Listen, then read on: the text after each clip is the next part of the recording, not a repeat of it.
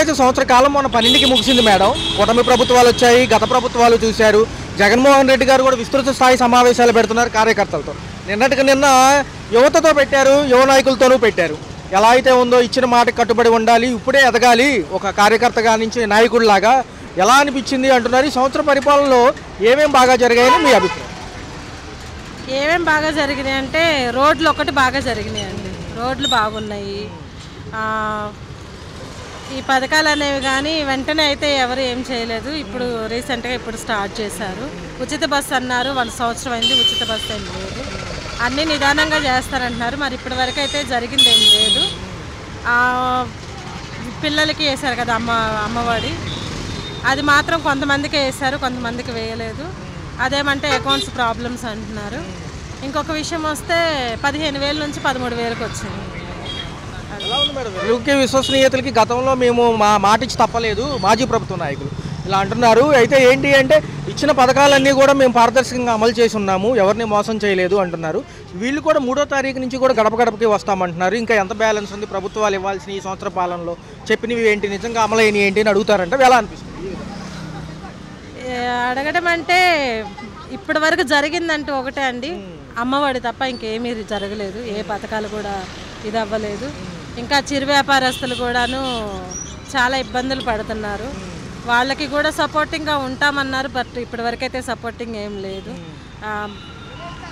గత YCP party ఉన్నప్పుడు వాళ్ళు చెప్పినవన్నీ అయితే జరిగినాయండి. వాళ్ళు చెప్పిన అమ్మఒడి కానీ ఒకరికే వేస్తామన్నారు, ఒకరికి వేశారు, న్యాయంగా వేశారు. పింఛన్ల విషయాలకు వస్తే మాత్రం సంవత్సరానికి పెంచుతున్నారు. వాళ్ళు అన్న దాని ప్రకారం కూడా ఇచ్చారు. వాళ్ళు ఉన్నప్పుడు వాలంటీర్ ఇంటింటి వరకు వచ్చేవాళ్ళు. జనాల ప్రాబ్లం అంటే మా ప్రాబ్లమ్స్ ఇంటికి వచ్చి తెలుసుకొని మాకు ఏం కావాలనేది కూడా వాళ్ళు వాలంటీర్ల ద్వారా మాకు చేసి పెట్టారు. రేషన్ కూడా ఇంటి వరకు వచ్చింది. ఇప్పుడు ఏంటి అని అంటే మాకేమైనా సమస్య వస్తే మేము ఎక్కడికి వెళ్ళి చెప్పుకోవాలనేది, ఏ సచివాలయానికి వెళ్ళాలనేది మాకు తెలియట్లేదు. రేషన్ కూడా ఎక్కడ ఇస్తున్నారో ఏంటనేది కూడా మాకు అంత ఐడియా ఉండట్లేదు. వాహనాల గురించి వస్తే ఇంటి నుంచి బయటకు కదిలితే హెల్మెట్ లేకపోతే 1000 రూపాయలు రాస్తున్నారు. ఒక పాలు ఏమంటున్నారంటే యువ నాయకులతో ఒక కొత్త కార్యక్రమానికి శ్రీకారం చుడుతున్నారు. ఫోనే మీ ఆయుధం. ఫోన్లో ఏదన్నా అన్యాయం జరిగినా ఫోటో తీసి సోషల్ మీడియాస్లో అప్లోడ్ చేయండి, మీకు కార్యకర్తలు వచ్చి తోడుగా ఉంటారంటున్నారు. బాగుంటుంది ఈ విధానం? బాగుంటుందండి. చాలామంది చెప్పారు కానీ అంటే ఈ ప్రభుత్వంలో ఒక 1 ఇయర్ నుంచి చెప్తూనే ఉన్నారు, కానీ అరాచకాలు అయితే ఆగట్లేదు. చిన్నపిల్లల మీద అత్యాచారాలు కానీ, ఆ మహిళల మీద వేధింపులు కానీ, చంపడాలు, పొడుచుకోవటాలు, రౌడీయిజాలు ఎక్కడ ఆగింది అయితే ఏమీ లేదండి. అవి జరుగుతూనే ఉన్నాయి. ఇలాంటి పథకం వస్తే బాగుంటుందని మా ఒపీనియన్. ఎలక్షన్స్ కంటే ముందుగానే నేను మళ్ళీ పాదయాత్ర మొదలు పెడతాను, జగన్ గారు మళ్ళీ ప్రజల్లోకి వస్తాను, ప్రజా సమస్యలపైన ఉంటాము, కార్యకర్తలు కూడా అందరూ తోడుగా ఉంటారు, ఈసారి గట్టిగా న్యాయం చేస్తాను కార్యకర్తలకు కూడా అంటున్నారు. ఎలా ఉంది ఈ ప్రజల్లోకి వచ్చే విధానం? మంచి పరిణామమేనా? చాలా మంచి నిర్ణయం అండి. జనాల్లోకి వస్తే కానీ జనాల ప్రాబ్లం ఏంటనేది తెలియదు.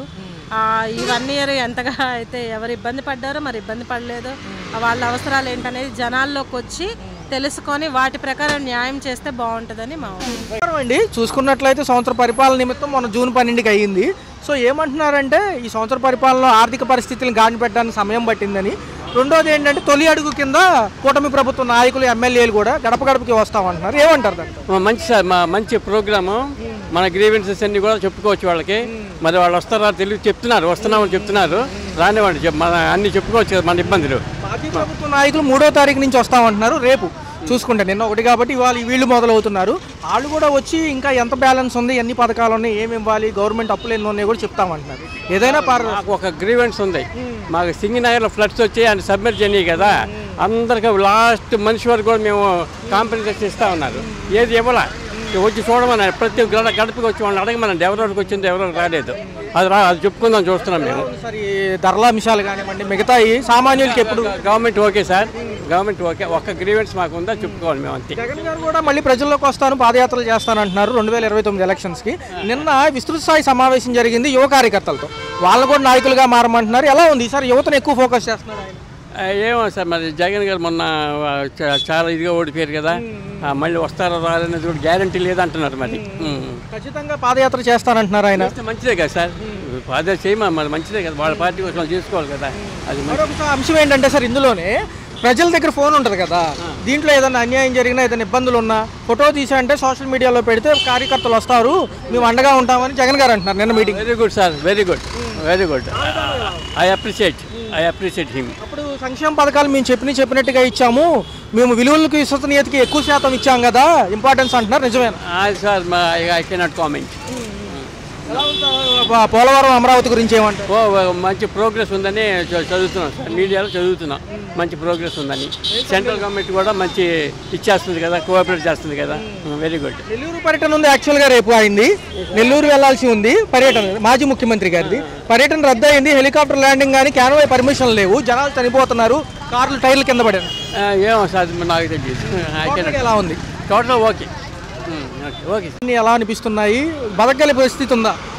అసలు ఏది లేదు, రాను రాను ధరలు పెంచడే. ఏంటి ధరలు పెంచేటప్పటికి ఏమీ లేదు. ఏంటంటే 300 కూడా ఇంట్లో సాలట్లా. ఇగో 250 రూపాయలు ఆ కూరగాయలు. ఎవడు తీసుకొస్తాడు, ఎవడు చేస్తాడు? ఇంట్లో సంక్షేమం గురించి అనేక పథకాల్లో 6 పథకాలు చెప్పారు, ఏమైనా అందుకుంటున్నారా కనీసం? ఏది లేదు. 6 పథకాల్లో వచ్చేది ఒక పథకం వస్తుంది, కానీ ఏంటి 4 పథకాలు పక్కకు పెట్టారు. కూటమి నాయకులు ఈ రోజు నుంచి కూడా గడప గడపకి మా పరిపాలన ఎలా ఉందని అడుగుతాకు వస్తారంటున్నా, ఏమైనా అందకపోతే చెప్పొచ్చు అంటున్నారు. ఎలా ఉంది ఈ అసలు ఎవడు రావట్లేవు, అంతా వాళ్ళే దోషి తప్పుతున్నారు. ఎవడు ఇంటికి లేదు, సందుకు ఒకడు వస్తున్నాడు, సందుకు ఇంకోటి వస్తున్నాడు. 1వ తారీఖు పెన్షన్ అందుకున్నారు ఎవరన్నా ఇంట్లో? కానీ అసలు కొంతమంది ఇచ్చారు, కొంతమంది తీసిచ్చారు. అది ఎలా ఉంది మరి? మాజీ ముఖ్యమంత్రి గారు జగన్మోహన్ రెడ్డి గారు కూడా మళ్ళీ ప్రజల్లోకి వస్తాను, పాదయాత్ర చేస్తాను అంటున్నారు. వీళ్ళు ఉన్నంత వరకు వాళ్ళు రాడు. అది ఎందుకంటే దేశంలో దొంగలు పడ్డారు అన్నట్టు వీళ్ళే దొంగలు. అది యువ నాయకుల్ని బాగా బలోపేతం చేస్తాను ఈసారి అంటున్నారు కదా. అసలు ఏది చేయరు. ఫస్ట్ వాగ్దానం ఏది లేదు. బస్సు ఫ్రీ అన్నాడు, గ్యాస్ ఫ్రీ అన్నారు, ఏవి లేవు. అన్ని ఫ్రీలే అన్నారు కానీ ఏవి లేవు. గతం ప్రభుత్వంలోనే సంక్షేమం బాగా ఇచ్చామని జగన్ గారు అంటున్నారు, మరి ఈ ప్రభుత్వంలో అందుకున్నారు? అందుకోలేడు. అది అప్పుడు ఎలా ఉంది మరి పాత ప్రభుత్వం? ఆ పాత ప్రభుత్వం బాగుంది. మరి ఏమంటున్నారంటే ప్రజల్లో ఖచ్చితంగా ఎలక్షన్ సమయాన్ని పాదయాత్రగా వస్తాను, మీ చేతుల్లో ఫోన్ ఉంటే ఎక్కడ అన్యాయం జరిగినా ఫోటో తీసి పెట్టండి, దానికి నాయకులు చండగా ఉంటారని మాజీ ముఖ్యమంత్రి గారు జత ఒకటి రాజకీయాలకి కుట్ర. అదే అందరు రాజకీయాలే. నేనున్నాను అంటున్నారే కానీ దొంగోడు ఎవరికీ దొరకట్లా. ఎన్ని ఇబ్బందులు పెట్టినా పడతాను, మా ప్రభుత్వం వస్తుంది అంటున్నారు జగన్ గారు. మళ్ళీ వచ్చేది వస్తే రావచ్చు, లేదనుకుంటే లేదు. అది ఎలా ఉంది మరి మిగతా పథకాలు? 6 పథకాల్లో తల్లికి వందనం, ఆడబిడ్డ నిధి ఏం లేదు, అన్ని మాయ మాటలు మాయాబద్ధాలు. మరి కేంద్రం సపోర్ట్ ఉందిగా వీళ్ళకి, మరి ఏం చేస్తారు? పవన్ కళ్యాణ్ గారు కూడా ఉన్నారు కదా. కేంద్ర సపోర్ట్ చేస్తున్నారంటే పైన ఉన్నాడు లేదా, పైన ఉన్నాడు ఎప్పుడు దిగిపోతాడని జనాలు ఆలోచిస్తున్నారు. ఆ పైన ఉన్నాడు దిగిపోయిన కాంచి ఏదీ లేదు. అది ఉన్నంతవరకు గ్యాస్ పెంచుడు, అవి పెంచుడు, ఈ పెంచుడే. భవిష్యత్తు ఉంది, ఎలా ఉండబోతుంది? రాష్ట్ర రాజకీయాలు ఎలా ఉంటాయి? 2027లో ఎలక్షన్స్ ఏమైనా వస్తాయా ముందుగానే? అసలు రావు. కూటమి ప్రభుత్వ పరిపాలన సంవత్సర పాలన నిమిత్తం కూడా కూటమి నాయకులు, జనసేన నాయకులు కలిసి సమన్వయంతో గడప గడపకి వచ్చి అడుగుతామంటున్నారు. మీకు ఏమైనా ప్రాబ్లమ్స్ ఉంటే తెలుసుకుంటామంటున్నారు, ఏమంటారు? ఏమంటాం, గడప గడపకు వచ్చి తెలుసుకుంటే మంచిదే కదా. ఇచ్చే వాళ్ళకి పథకాలు ఇచ్చే వాళ్ళకి వస్తున్నాయి. ఇప్పుడు రానోళ్ళకి ఉన్నాయి, ఇబ్బందులు ఉన్నాయి, కానీ రానోళ్ళని అడుగుతుంటే ఇప్పిస్తామమ్మా, వస్తాయమ్మా అని చెప్తున్నారు. అంతేగాని మీకు ఇప్పియము, మీకు మేము ఎక్కడి నుంచి తెస్తామన్న మాటలు అనట్లేదు. అది ఇదివరకు ప్రభుత్వం వాళ్ళైతే మీ బాధ మీరు పడండి, మేము ఎక్కడి నుంచి తెచ్చిస్తాము అనే సమస్యలు కూడా జరిగినాయి. కాబట్టి ఈ ప్రభుత్వం వచ్చిన తర్వాత సమస్యలన్నీ తీరిపోతున్నాయి, జరగని వాళ్ళకి కూడా జరుగుతున్నాయి. ఇప్పుడు వైట్ కార్డు రాని వాళ్ళకి కూడా కార్డులు పెట్టుకునే అవకాశం ఇచ్చారు. మహిళలందరికీ ఇవ్వాల్సిన పిల్లలకి చదువులకి డబ్బులు 13,000 ఇచ్చారు.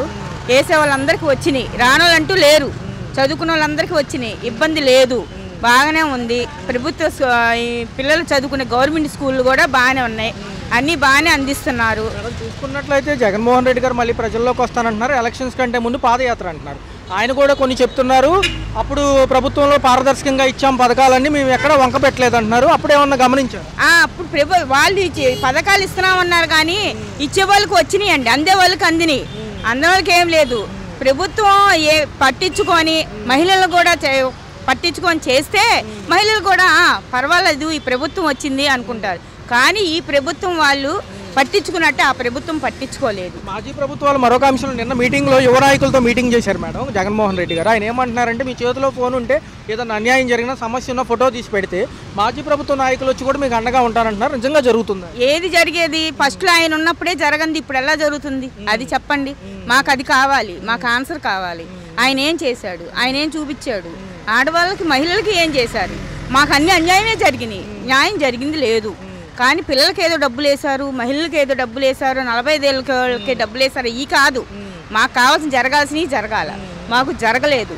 మేము ఏర్పడ్డాం కూడా మాకు వైట్ కార్డు తీసేశారు. దాని గురించి ఎన్నిసార్లు తిరిగాము కానీ జరగల. ఎన్నిసార్లు కాళ్ళు చెడ్డాలు పట్టుకొని తిరిగాం. కానీ ఈ రోజున ఈ ప్రభుత్వం వచ్చాక మాకు కార్డు లేదండి అనగానే ఎమ్మటే కార్డు పెట్టించుకున్నారు. అప్పుడు కార్డు కూడా పట్టించుకోవాలా. మరి ఆ ప్రభుత్వం పట్టించుకున్న దానికి ఇప్పుడు మేము పట్టించుకోవాలంటే ఎలా పట్టించుకుంటాం? మాకు అది కావాలి ఆన్సర్. ఆయన చెప్పింది కరెక్టే, ఆయన చేస్తానన్నది కరెక్టే, చేసేవాళ్ళు చేయాలి కదా, చెయ్యటల్లా. మాకు ఇబ్బందులుగానే ఉన్నాయి, అప్పుడు ఇబ్బందులుగా ఉన్నాయి. ఇప్పుడు మాకు ఈయన వచ్చిన తర్వాత కాస్త మాకు బాగానే ఉంది. ఇంటింటికి వచ్చి కూడా అడుగుతున్నారు. ఆయన చెప్పక ముందు కూడా వచ్చి అడిగారు. ఇప్పుడు పింఛన్ ఇస్తున్నారు, పింఛన్ ఇస్తుంటే ఎవరండి వచ్చి ఇదిగో మా పింఛన్ వచ్చిందా లేదా అడిగిన వాళ్ళు ఎవరండి? మరి వాళ్ళు వచ్చి అడుగుతున్నారు. ఇంటి నిన్న ఫోటోలు కూడా దిగారు. అట్లాగా పట్టించుకునే ప్రభుత్వం ఉంటే పేద వీళ్ళేం పేపర్ తెచ్చుకున్నారు, వాళ్ళు పట్టించుకోలేదు అనే మాట అనకూడదండి. వాళ్ళు పట్టించుకుంది వాళ్ళు పట్టించుకుంటారు, వీళ్ళు పట్టించుకుంది ఇద్దరిని కాదు అనకూడదు. చేసింది చెప్తాం, చేయింది చెప్తాం. చూసుకున్నట్లయితే సంవత్సర పరిపాలన మీద మీ అభిప్రాయం ఎలా ఉంది సార్? చూసుకుంటే కూటమి నాయకులు మాజీ ప్రభుత్వ నాయకులు ఇద్దరు 2 రోజుల తేడాతో వస్తున్నారు. ఇవాళ నుంచి వీళ్ళు, రేపు నుంచి వాళ్ళు. ఎలా అనిపిస్తుంది? బాగుందండి, పరిపాలన బాగుంది. పరిపాలన అంశాలు నచ్చాయి, కొంచెం విపులంగా చెప్పండి. అన్నీ కూడా చక్కగా చేస్తున్నారు, దానికి చూసుకోవక్కర్లేదు.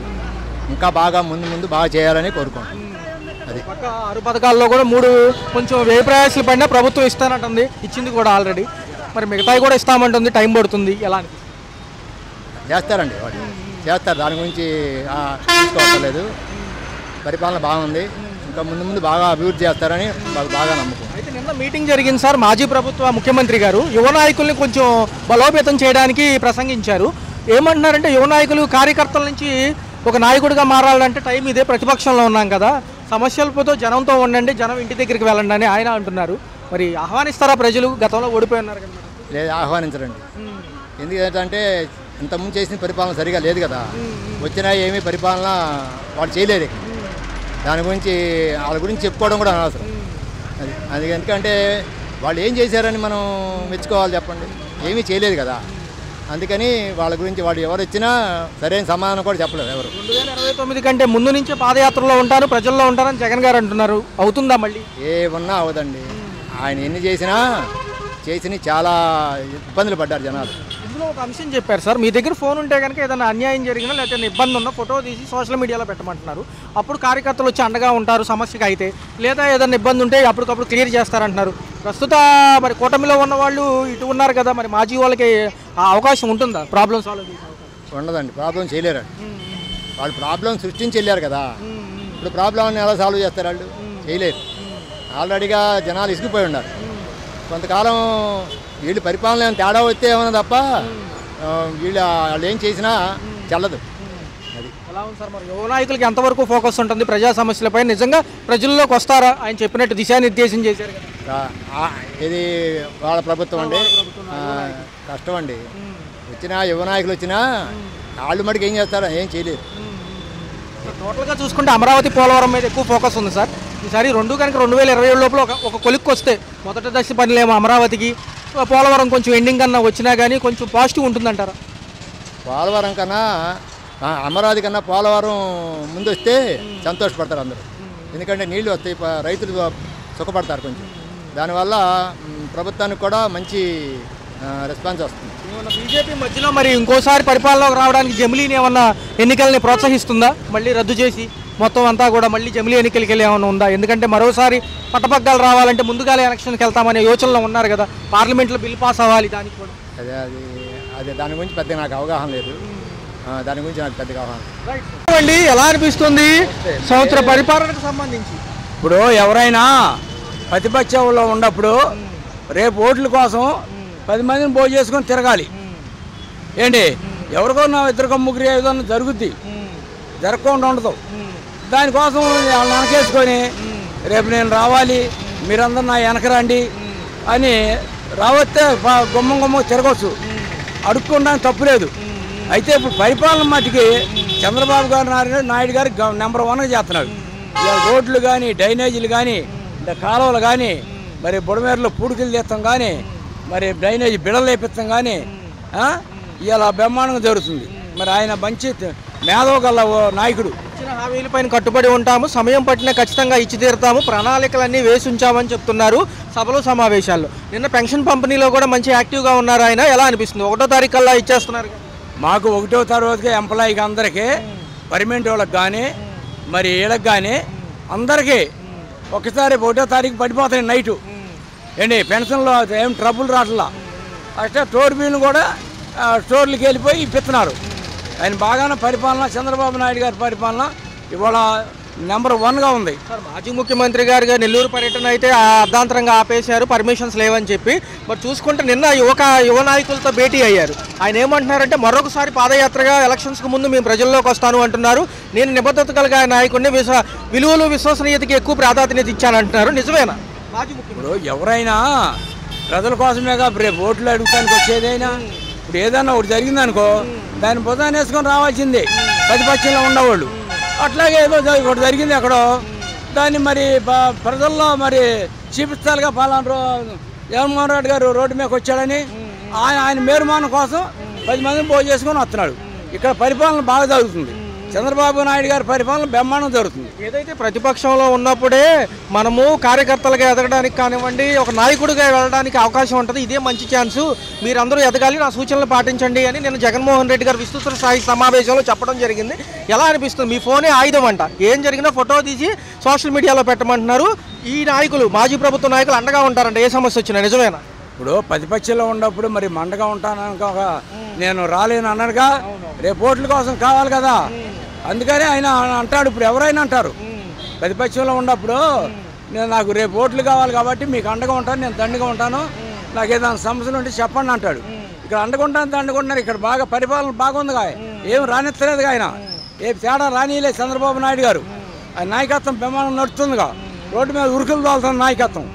ఎక్కడికక్కడికి ఎవరు కావాలని మీటింగులు వేసి కలెక్టర్ గారులకి, కమిషనర్ గారులకి, కింద ఎంప్లాయీస్కి అందరు మీటింగ్ వేసి బాగా చెప్తున్నాడు. 3వ తారీఖు రేపటి నుంచి కూడా చంద్రబాబు నాయుడుకి సంబంధించి మేనిఫెస్టో రీకాలింగ్ గురించి చెప్తాం మేము. మాజీ ప్రభుత్వ నాయకులు కూడా జనాన్ని కలుస్తారంట వెళ్ళి గడప గడపకి. సరే, ఇప్పుడు వాళ్ళు కలవచ్చు, వీళ్ళు కలవచ్చు. ఇప్పుడు అధికారం బాగా చేస్తున్నారు, కలిసిన వాళ్ళు వినాలిగా.